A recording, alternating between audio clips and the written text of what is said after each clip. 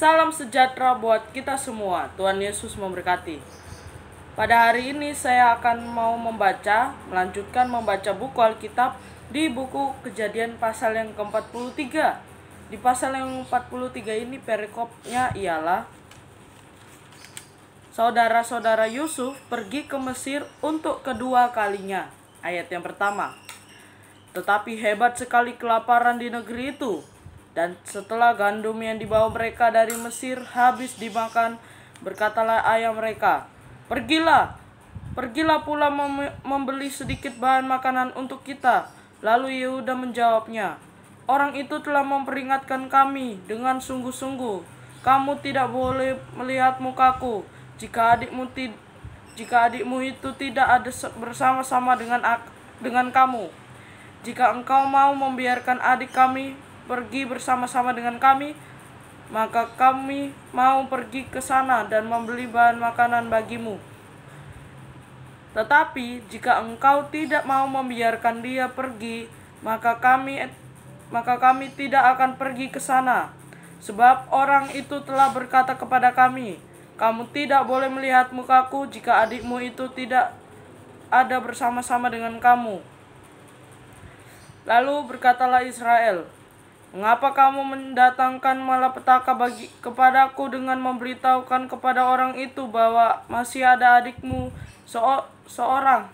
Jawab mereka, Orang itu telah menanyai kami dengan seksama tentang kami sendiri dan tentang sanak saudara kita. Masih hidupkah ayahmu? Adakah adikmu lagi? Dan kami telah memberitahukan semuanya kepada seperti yang sebenarnya. Bagaimana kami dapat menduga bahwa ia akan berkata, Bawalah kemari adikmu itu. Lalu berkatalah Yehuda kepada Israel ayahnya, Biarkanlah anak itu pergi bersama-sama dengan aku.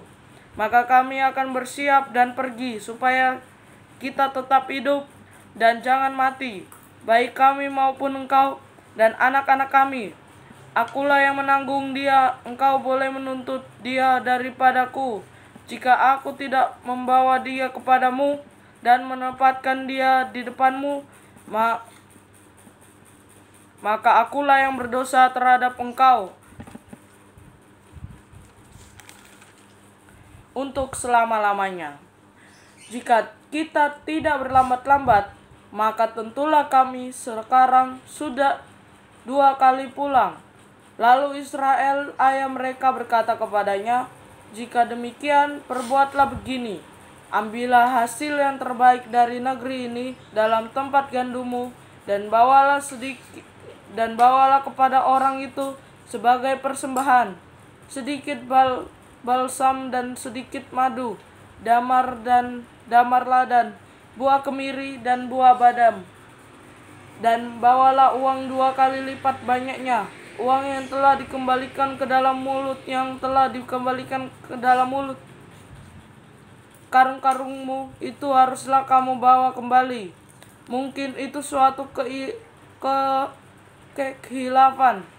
Bawalah juga adikmu itu, bersiaplah dan kembalilah pula kepada orang itu. Allah yang Maha Kuasa kiranya membuat orang itu menaruh belas kasihan kepadamu, supaya ia membiarkan saudaramu yang lain itu beserta Benyamin kembali. Mengenai aku ini, jika terpaksa aku kehilangan anak-anakku, biarlah juga kehilangan.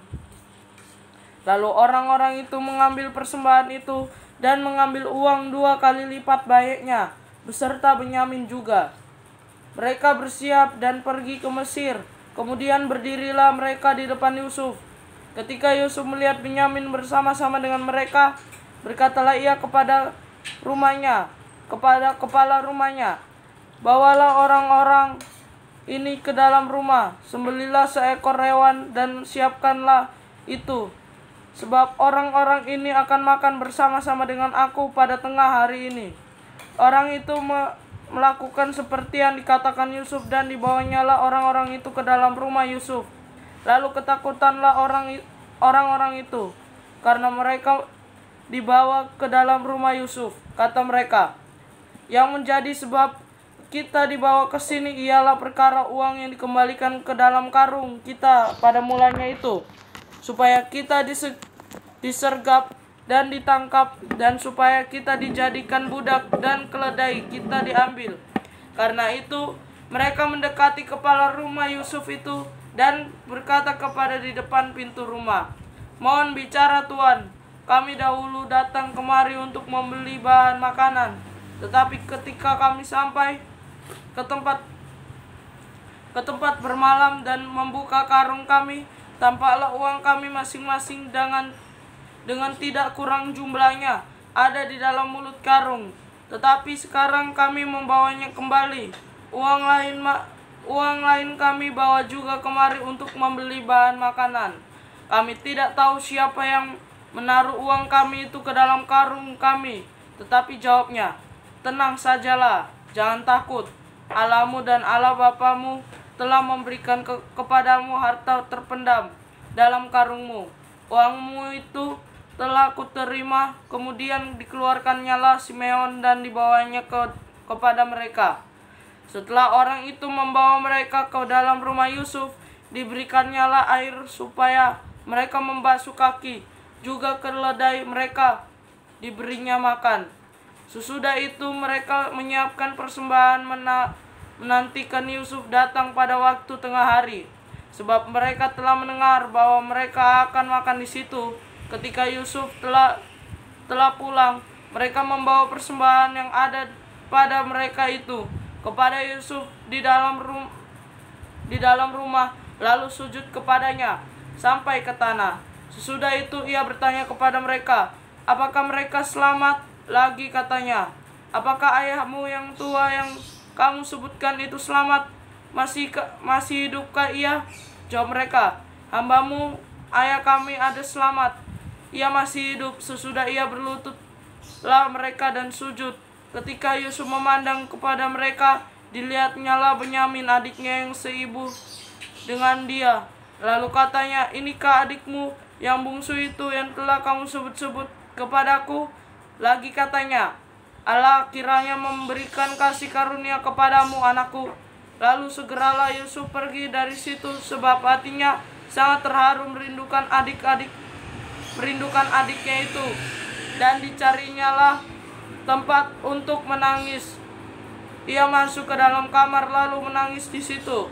Sesudah itu dibasuhnyalah mukanya dan ia tampil keluar. Ia menahan hatinya dan berkata, "Hidangkanlah makanan." Lalu dihidangkanlah makanan bagi Yusuf tersendiri, bagi saudara-saudaranya tersendiri, dan bagi orang-orang Mesir yang bersama-sama makan dengan mereka itu tersendiri. Sebab orang Mesir tidak boleh makan bersama-sama dengan orang Ibrani, karena hal itu suatu kekejian bagi orang Mesir. Saudara-saudaranya itu duduk di depan Yusuf, dari yang sulung sampai yang bungsu, sehingga mereka berpandang-pandangan dengan heran. Lalu disajikan kepada mereka hidangan dari meja Yusuf. Tetapi yang diterima Benyamin adalah 5 kali lebih banyak daripada setiap orang yang lain. Lalu minumlah mereka dan bersukaria bersama-sama dengan dia.